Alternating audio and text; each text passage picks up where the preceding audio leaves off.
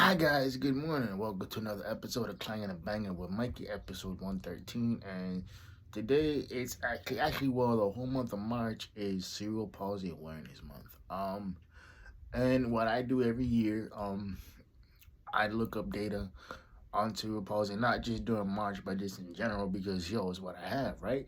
And if you guys been watching my channel for a minute, I did the same thing last year where I took every week was a different topic. Well, today, what I'm going to start out with is what cerebral palsy is, because everybody needs a refresher as to what it is. Cerebral palsy is actually, believe it or not, classified as a TBI, traumatic brain injury, you know, in injury. See, there you go. There's one of the things that happens with cerebral palsy. Sometimes it's like depending on what the seriousness or the seriousness of your disability, it can affect your speech, your pronunciation, and your speech impediment, right? And I do have a speech impediment, believe it or not. I went through years and years of speech therapy just to get this, not well, to help me get better. Anyway, cerebral palsy is basically caused by a lack of oxygen. It can either happen right before birth, during birth, or after birth. Nobody knows why it happens or what causes to happen. It just happens. And the good and the bad thing about cerebral palsy is that it does not get better. That's the bad part. And the good part about it is it doesn't get worse. It's not like polio where you end up slowly losing control of your nerves and stuff like that, right? Or anything like that. It's not like any type of disease or cancer. It doesn't progress. It doesn't come back stronger. It doesn't come back in different ways, in different forms. But it doesn't go away. And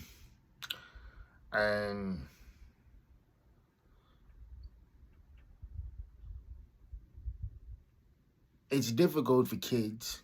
And I'm saying this because for me it was difficult to fit in, to play sports and to be accepted and whatnot.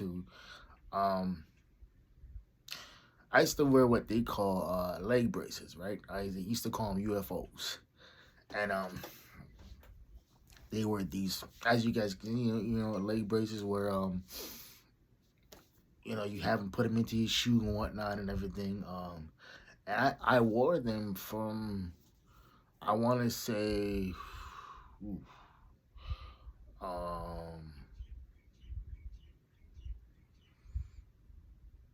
probably kindergarten to about 8th grade. And I got to high school. My doctor's like, "Yo, you don't need them anymore. This and this and that."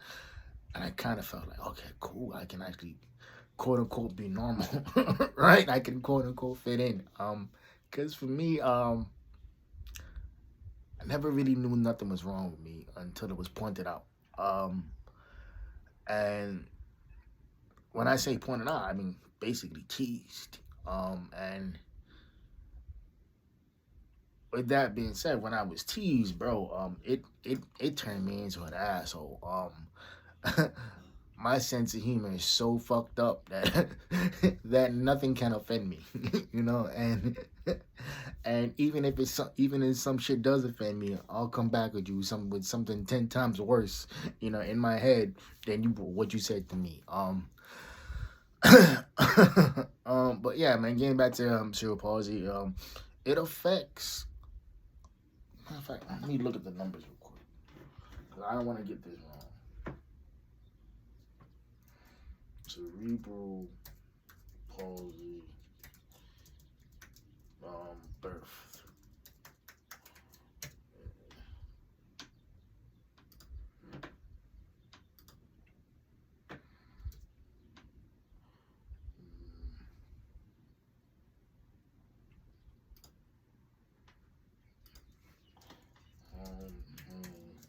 Babies born with cerebral palsy.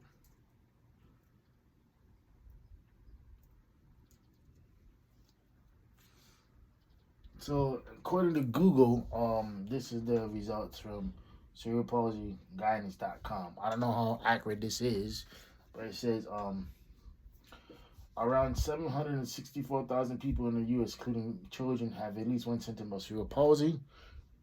There's many different symptoms. I'm gonna break it down as the month goes on. Um, um, Around 10,000 babies are born each year with cerebral palsy. Around 1,200 to 1,500 school-age children are diagnosed with cerebral palsy each year. Um, yeah, and when they say diagnosis, it's like a lot of the times, it's you not reaching your milestones, or it's you not reaching. No, they have birthstones, it's birth milestones that you have to hit, right? And if you don't hit it, it could be problematic. But yeah, man, cerebral palsy, bro. There's so much information out there on it, man. And for me, the one thing I'm grateful for, bro, is that I gotta give it to my pops. He never treated me like I was different. If anything, if anything, he's the reason why I got this fucked up human attitude, right? He's the reason I'm so goddamn stubborn.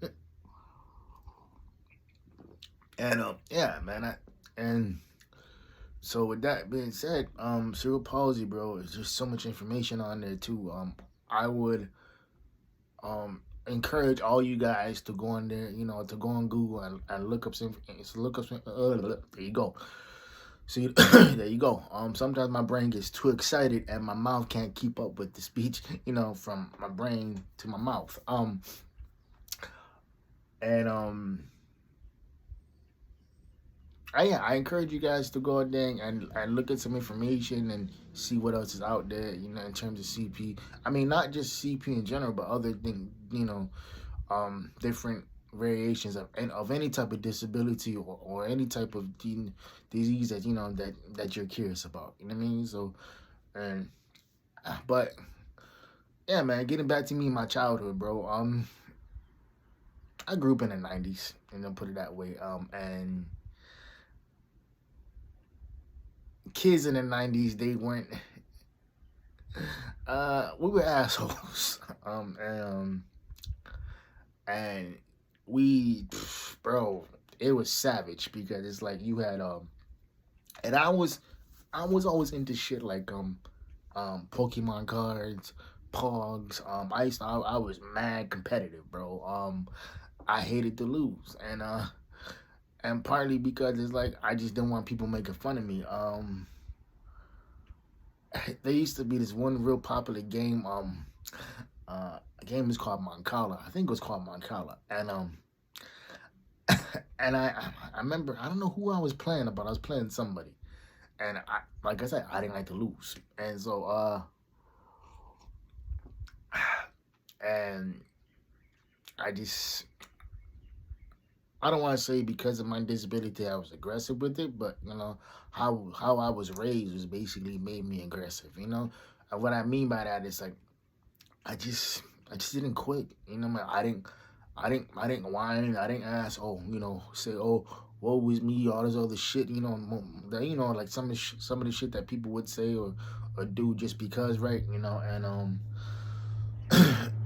And and again, it all goes back to my parents, man, especially my pops.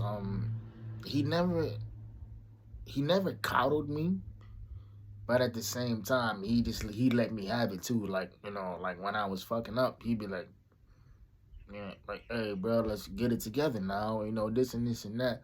And but the one thing I didn't realize until I got older, until I got to college, is that I couldn't study, the traditional way. I couldn't,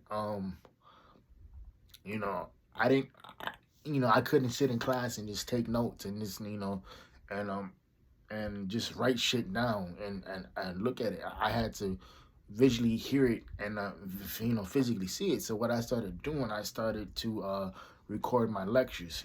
At first it was on a tape recorder, and second of it was on then I started recording it off my phone. Because it's better quality. And I just I just had to learn, because it's like the one thing with cerebral palsy, because it is a traumatic brain injury, because it affects your speech, the way you walk, and all the other stuff, right? But it does affect your brain in terms of how you categorize things and how you memorize things, this and this and that. Um, I for one, I have a pretty good memory. I'm not a savant by any means or anything like that too, but I pay attention to the details, and I don't want to say that simply because of the disability, because I don't know. But what I do know is that um I can remember certain details from certain conversations, with certain people, and I'll bring them up, in conversation, and but yeah, I think cerebral palsy, bro, it's an interesting disability because there's so many different forms of it. What I've met guys who basically who were I don't want to use the word normal, but they didn't have any physical, you know, they didn't have any physical displays of the disability. Where I remember, and this is when I was, what was I like? I was like in my early 20s, early to mid 20s, and I was always in the gym working out. I didn't care what time it was. I didn't care what the fuck I had going on. I was always in the gym working out because that was my that was my way to being accepted. I was like I was always a hooper, but I wasn't really that good. I had a decent crossover, decent little jump shot, but I could never play organized sports simply because I couldn't clear the medical waivers because of my physical disability. And so the next best thing is like, yo, okay, I'm gonna study. I'm gonna become a strength and conditioning coach. I'm gonna join the gym because believe it or not, man, I was a fat kid growing up. Yeah, I didn't know shit about nutrition. I didn't know shit about how to eat right. I didn't know nothing about working out. And I remember walking out the gym one night, and this kid stops me. It must have been my high school because I was in college. Like I said, I was in college. And the kid goes, "Hey man, I see you in the gym all the time, bro. Like, did you blow it? Well, did you blow your knee out? Did you blow your ACL? Because how I walk, it mimics, somebody who blew out their ACL and never had surgery for it." And I said, "Oh no, man, I just, I was born with a physical disability, and and this is what it is, I remember the kid telling me like, "Yo, bro," he's like, "Man, you such an inspiration, this and this and that." I'm like, "Nah, man, I'm not. I'm just a dude who got dealt the cards, bro, and I'm gonna keep shuffling them until I get until I get the hand that I want to play, And I never really liked the fact when people called me an inspiration because I'm like, yo, I'm not an inspiration. I'm just a dude who just didn't want to quit, and didn't want to, who didn't want to lay down and basically just give up. It's simply because I was quote unquote different. But yeah, man. Cerebral palsy, and then to wrap everything up, like I said, it is classified as a traumatic brain injury because it affects your three things: your speech, your gait, the way you walk, and your fine motor skills. So like picking up pens, coins, anything like that. Anything that's a fine motor skill. Like let's say if you drop a pen or something, somebody who has spastic cerebral palsy, they don't have control over the limbs. So basically, how me and you were able to do this, close our hand and open it back up and pick shit up, and whatnot too. They can't do it because they they don't have the motor skill controls, or they don't have full motor skill control of what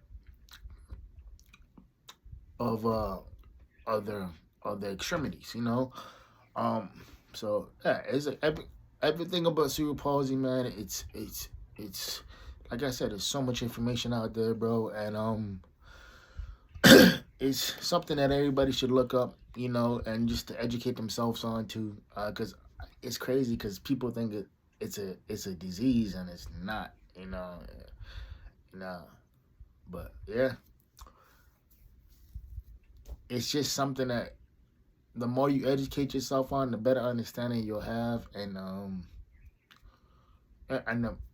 and the more knowledge you can pass on, because the more knowledge you have, the better off your encounters with people with cerebral palsy will be. Because I tell you one thing, bro, I hate when I'm out, whether I'm with a girl that I'm dating, and that's another topic we're gonna talk about too. A girl that I'm dating, or a girl that I'm seeing, or if I'm out with friends, and if I trip and I fall somewhere, it's like, bro, nigga, don't pick me up. It's like, I'm cool, It's like, I'm gonna be alright, just give me 30 seconds, and niggas gonna be cool, you know what I mean? Like, I ain't gonna, make a big scene about it like that. Like, nigga, just give me a hand up. You know what I mean? It's like, you know, I, you know, I used to be really self-conscious about going out in public because motherfuckers would stare, because of the leg braces and whatnot too. And nowadays I'm like, yo, what's good with it? What's up? So I'll be out there flirting with people, doing the most, and it's like, I can't help the fact that, like, you looking at me, I'm looking at you, and I know I look good. I can't help that, Can't help it. All this goodness is all mashed up into this. So anyway, man, yeah, I will have more information as the weeks go on. I just wanted to give a quick rundown of what cerebral palsy is, and just basically how it affects certain people, and how the disability, and the severity of the disability, can, what it does to other individuals as well.